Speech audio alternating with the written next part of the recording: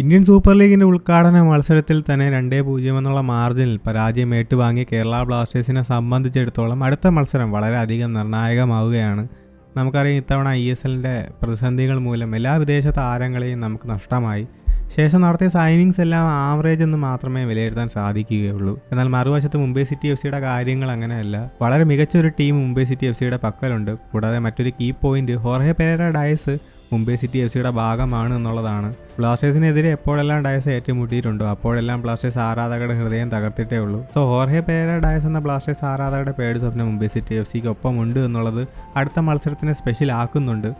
Mumbai city FC Indian നിരയുടെ കാര്യത്തിലേക്ക് നോക്കിയാൽ കേരള ബ്ലാസ്റ്റേഴ്സിനേക്കാൾ ഒരുപടി മുന്നിൽ തന്നെയാണ് അവരുടെ ഇന്ത്യൻ താരങ്ങളെന്ന് ഇതിനിടെ നമുക്ക് പറയാൻ സാധിക്കും. അതേസമയം മുംബൈ സിറ്റി FC ആദ്യ മത്സരം വരുന്നത് ഫെബ്രുവരി 19 ചെന്നൈയിൻ FCക്കെതിരെയാണ്. സോ മുംബൈ സിറ്റി FC ആദ്യ മത്സരത്തിന് ശേഷം വളരെ ഷോർട്ട് പീരീഡിൽ തന്നെ അടുത്ത മത്സരം ബ്ലാസ്റ്റേഴ്സിനെതിരെയുണ്ട്. അതുകൊണ്ട് തന്നെ മതിയായ ടൈം അവർക്ക് പ്രിപ്പറേഷനും കാര്യങ്ങൾക്കൊന്നും തന്നെ ലഭിക്കുന്നുണ്ടാവില്ല. അത് ബ്ലാസ്റ്റേഴ്സിനൊരു അഡ്വാൻറ്റേജ് ആയിട്ട് മാറും.